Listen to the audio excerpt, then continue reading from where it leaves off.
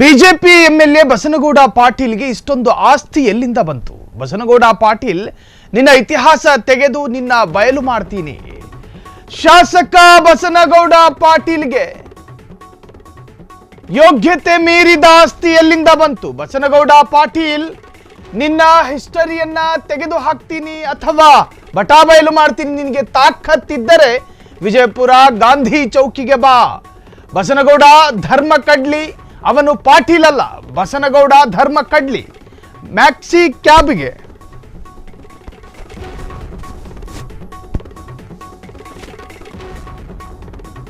ನಿಮ್ಮ ತಂದೆ PAN shop ಇಟ್ಕೊಂಡಿದ್ರು. ನಿನಗೇನಾದ್ರೂ ಮಾನ ಮರ್ಯಾದೆ ಇದ್ರೆ ಸುಮ್ಮನೆ ಇದ್ದು ಬಿಡು.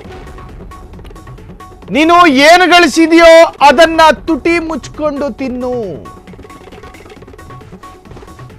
ಬಿಜೆಪಿ ಶಾಸಕ ಬಸನಗೌಡ ಪಾಟೀಲ್ ವಿರುದ್ಧ ವಿಜುಗೌಡ ಆಕ್ರೋಶ. ಸಚಿವ ಶಿವಾನಂದ ಪಾಟೀಲ್ ಸಹೋದರ ಬಿಜೆಪಿ ಮುಖಂಡ ವಿಜುಗೌಡ, ಬಸನಗೌಡ ಪಾಟೀಲ್ಗೆ ಇಷ್ಟೊಂದು ಆಸ್ತಿ ಎಲ್ಲಿಂದ ಬಂತು? ನಿನ್ನ ಇತಿಹಾಸವನ್ನ ಅಗೆದು ತೆಗೆದು ಬಯಲು ಮಾಡ್ತೀನಿ. ನಿನಗೆ ತಾಕತ್ತಿದ್ರೆ ವಿಜಯಪುರದ ಗಾಂಧಿ ಚೌಕಿಗೆ ಬಾ, ನಾನು ಕೂಡ ಬರ್ತೀನಿ. ಬಸನಗೌಡ ಧರ್ಮ ಕಡ್ಲಿ, ಅವನು ಪಾಟೀಲ್ ಅಲ್ಲ. ಬಸನಗೌಡ ಧರ್ಮ ಕಡ್ಲಿ. ಮ್ಯಾಕ್ಸಿ ಕ್ಯಾಬಿಗೆ ಪ್ರಯಾಣಿಕರನ್ನ ತುಂಬಿಸ್ತಾ ಇದ್ದ ಬಸನಗೌಡ. ನಿಮ್ಮ ತಂದೆ ಪಾನ್ ಶಾಪ್ನಿಂದ ಜೀವನ ಮಾಡಿದವರು. ನಿನಗೇನಾದ್ರೂ ಮಾನ ಮರ್ಯಾದೆ ಇದ್ರೆ ಸುಮ್ಮನೆ ಇದ್ದು ಬಿಡು. ನೀನು ಏನು ಗಳಿಸಿದ್ಯೋ ಅದನ್ನ ತುಟಿ ಮುಚ್ಕೊಂಡು ತಿನ್ನು ಅಂತ ಬಿಜೆಪಿ ಶಾಸಕ ಬಸನಗೌಡ ಪಾಟೀಲ್ ವಿರುದ್ಧ ವಿಜುಗೌಡ ಈಗ ಕಿಡಿಕಾರಿರ್ತಕ್ಕಂತಹದ್ದು.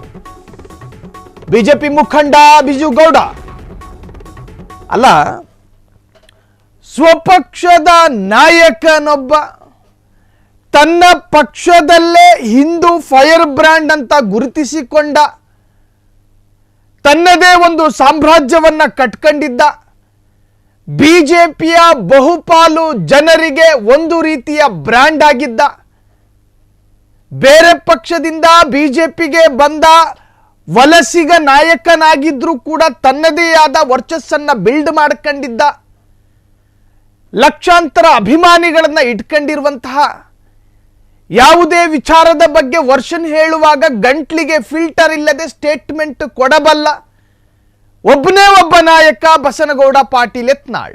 2 ಬಾರಿ ವಿಜಯಪುರದಲ್ಲಿ ಶಾಸಕನಾಗಿ ಗೆದ್ದು ಬಂದ. 1 ಬಾರಿ ಕೇಂದ್ರ ಸಚಿವ ಸಂಪುಟದ ಸಚಿವನೂ ಆಗಿದ್ದ.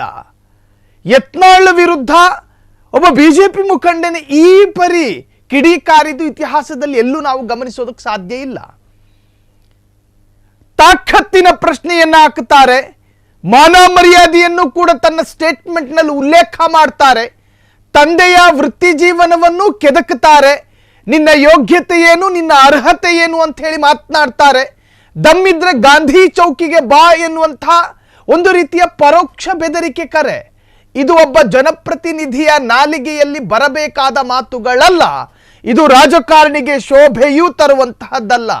ಅದು ಯಾರೇ ಇರಲಿ, ಯಾರ ವಿರುದ್ಧ ಯಾರೇ ಆಕ್ರೋಶವನ್ನು ವ್ಯಕ್ತಪಡಿಸಲಿ, ಅದು ಬಸನಗೌಡ ಪಾಟೀಲ್ ವಿರುದ್ಧನೇ ಆಗಿರಲಿ ಅಥವಾ ಪ್ರತಾಪ ಸಿಂಹರ ವಿರುದ್ಧನೇ ಆಗಿರಲಿ, ಯಾರ ಬಗ್ಗೆಯೂ ಕೂಡ ಇಷ್ಟೊಂದು ಕೆಳಮಟ್ಟದಲ್ಲಿ ಇಷ್ಟೊಂದು ಒಬ್ಬ ರಾಜಕಾರಣಿ ಸೂಕ್ಷ್ಮತೆಯನ್ನು ಕಾಪಾಡಿಕೊಳ್ಳಬೇಕಾದಂಥ ಗುಣಗಳನ್ನು ಇಟ್ಕೋಬೇಕು. ಅದು ಬಿಜುಗೌಡನೇ ಆಗಿರಲಿ, ಮತ್ತೊಬ್ಬ ಆಗಿರಲಿ.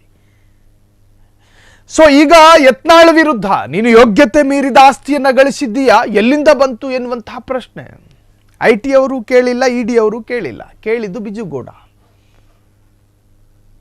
ಯತ್ನಾಳ್ ವಿರುದ್ಧ ಖಂಡ ತುಂಡವಾಗಿ ವಾಚಾಮಗೋಚರವಾಗಿ ಮಾತನಾಡಿದ್ದಾರೆ. ಹಾಗಾದ್ರೆ ಏನ್ ಮಾತನಾಡಿದ್ರು? ತನ್ನದೇ ಪಕ್ಷದ ಉಚ್ಚಾಟನೆಗೆ ಒಳಪಟ್ಟ ಯತ್ನಾಳ್ ವಿರುದ್ಧ ಮಾತನಾಡಿರ್ತಕ್ಕಂಥ ಹೇಳಿಕೆಯನ್ನು ಒಂದ್ಸತಿ ಗಮನಿಸಿ. ಬಸನಗೌಡ ಧರ್ಮ ಕಡ್ಲಿ, ಬಸನಗೌಡ ಪಾಟೀಲ್ ಅಲ್ಲ. ಧರ್ಮ ಕಡ್ಲಿ ಮೊನ್ನೆ ಒಂದು ಹೇಳಿಕೆಯನ್ನು ಕೊಟ್ಟರು. ಆ ಧರ್ಮ ಕಡ್ಲಿ ಅಂಥೇಳಿ ಒಪ್ಕೊಂಡ್ರು. ಅವರು ಒಪ್ಕೊಂಡು ಏನು ಹೇಳ್ತಾರಪ್ಪ ಅಂತಂದ್ರೆ, ಶ್ರೀಶೈಲಕ್ಕೆ ಹೋಗೋ ಮುಂದೆ ಯಾರೇ ಹೋಗೋ ಮುಂದೆ ಅವ್ರ ಜಮೀನಲ್ಲಿ ಕುದುರೆ ಮೇಲೆ ಹೋಗೋರು ಕಡ್ಲಿ ತಿಂದು ಬರೋ ತನ ಏಟ್ ತಿಂದರೂ ಕಲಸ ಹಾಕಿದ್ದಿಲ್ಲ, ಕಡ್ಲಿ ನಮ್ಮಲ್ಲಿ ಉಳಿತಿತ್ತು, ನಾವು ಕಡ್ಲಿ ತಿನ್ನಿಸ್ತಿದ್ದೇವೆ ಅಂತ ಹೇಳಿದ್ರು. ಮಿಸ್ಟರ್ ಧರ್ಮ ಕಡ್ಲಿ, ನೀನು ಮೊದಲು ಏನಿದ್ದೆ ಅನ್ನೋದು ಮೊದಲು ಆತ್ಮಲೋಕನ ಮಾಡ್ಕೋ. ನೀನು ಮೊದಲು ಏನಿದ್ದೆ ಅನ್ನೋದನ್ನು ಆತ್ಮಲೋಕನ ಮಾಡಿಕೊಂಡು ಜನರಿಗೆ ತಪ್ಪು ದಾರಿ ಎಳೆಯೋದು ಬೇಡ. ನೀನು ಜೋಡ್ಗುಮುಟ್ಟು ಮುಂದೆ ನಿಂತು ಮ್ಯಾಕ್ಸಿ ಕ್ಯಾಬ್ನಲ್ಲಿ ಚಡ್ಚಾಣ್ ಸಿಂದಗಿ ಇಂಡಿ ಅಂತೇಳಿ ಒದರೋದು ಮರ್ತಿ. ಎರಡನೇದು ಏನಪ್ಪ ಅಂತಂದ್ರೆ, ನಿನ್ನ ಇತಿಹಾಸ ಏನಾದರೂ ಇತ್ತು ಅಂದ್ರೆ, ನಿನ್ನ ಎಲ್ಲಿ ಯಾವ ಊರಾಗ ನಿಂದು ಜಮೀನಿತ್ತು ಅಂದ್ರೆ ಆವಾಗಿನ ಕಾಲದಾಗ, ಈಗಿನ ಕಾಲದಂತೂ ಬಿಡು, ಈಗಂತೂ ನೀ ಭಾಳ ಆಸ್ತಿ ಮಾಡಿದಿ. ಯಾರ್ದು ಎಲ್ಲಮ್ಮನ ಜಾತ್ರೆ ಒಳಗೆ ಯಾರ್ದು ಜಾತ್ರೆ ನಿಂದು ಜಾತ್ರೆ ಹೊಂಟು ಬಿಟ್ಟದ. ಆದ್ರೆ ನೀನು ನನ್ನ ಹೆಸರು ಅವಾಗ ಹಚ್ಚಡೋದಿಲ್ಲ, ನಾವು ಏನೋ ದೇಸಾಯರಿದ್ದೆವು ಅಂತ ನೀನು ಏನು ಹೇಳ್ತಿ. ಇದಕ್ಕೆ ನಾ ಏನು ಉತ್ತರ ಕೊಡಲಿ? ಇದಕ್ಕೆ ನಾನು ನಿನ್ನ ಭಾಷೆದಾಗ ಉತ್ತರ ಕೊಡಲು? ನಿನ್ನ ಭಾಷೆದಾಗ ನಾವು ಉತ್ತರ ಕೊಟ್ಟದ ಅದು ಏನಾಗ್ತದೆ ಆತ್ಮಲೋಕನ ನೀವು ಮಾಡ್ಕೋ. ಅದಕ್ಕೆ ನಾ ಹೇಳಕ್ಕೆ ಹೋಗಂಗಿಲ್ಲ. ಯಾವುದೇ ತಂದೆ ತಾಯಿಗೆ ಮಾತಾಡ್ಬೇಕಾದ್ರೆ ವಿಚಾರ ಮಾಡಿ ಮಾತಾಡ್ಬೇಕಾಗ್ತದೆ. ಅವಾಗ ನಾ ಹಚ್ಚಡೋದಿಲ್ಲ ಅಂತಂದ್ರೆ ಅರ್ಥ ಏನಿದು? ಹಚ್ಚಡೋದಂತೆ ಹಿಂದೆ ಇದ್ದಿರ್ಬೋದು, ಇತಿಹಾಸದಲ್ಲಿ ಯಾವಾಗಿತ್ತು ನಮಗೆ ಯಾರಿಗೂ ಗೊತ್ತಿಲ್ಲ. ನಾವು 300 ವರ್ಷ ಇತಿಹಾಸ ನಮ್ಮ ಮನೆತನದು.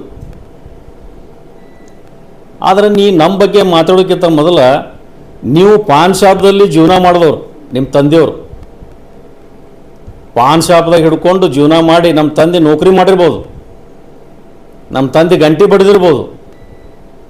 ಬಿಜಾಪುರದಲ್ಲಿ ನಾವೆಲ್ಲೇ ಹೊಂಟರು ಸಿದ್ದಪ್ಪಣಕ ಬೇಟ ಜಾರಬೇಕು ಅಂಥೇಳಿ ಈ ಮಾತನ್ನು ನಾನು ಮೊನ್ನೆ ಹೇಳಿದ್ದೀನಿ. ಇವತ್ತಾದರೂ ಇವತ್ತು ನಮ್ಮ ತಂದಿನ ಇಡೀ ಸಮಾಜದ ಎಲ್ಲ ಸಮಾಜ ನಮ್ಮನ್ನು ಗುರುತಿಸ್ಕೋತಾರೆ.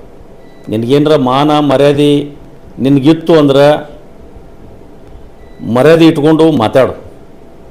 ನಿನಗೆ ಮೊನ್ನೆ ಒಂದು ಮಾತು ಹೇಳಿ, ನಾನು ಏನು ಗಳಿಸಿದಿಲ್ಲ ತೊಡೆ ಮುಚ್ಕೊಂಡು ತಿನ್ನು ಅಂಥೇಳಿ.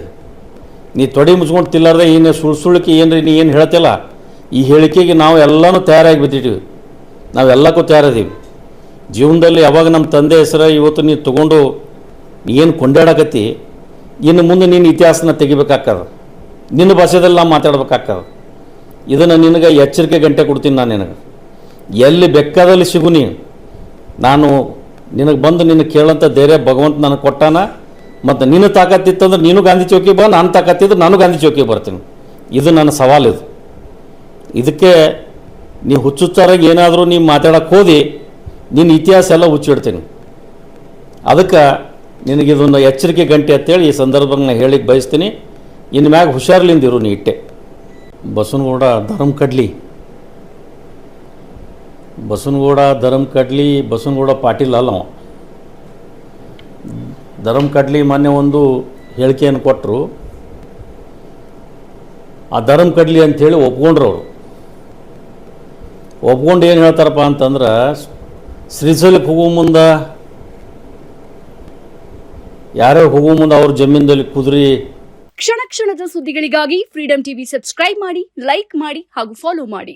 ಹೊಸ ಸುದ್ದಿಗಳ ನೋಟಿಫಿಕೇಶನ್ಗಾಗಿ ಬೆಲ್ ಐಕಾನ್ ಮೇಲೆ ಕ್ಲಿಕ್ ಮಾಡಿ.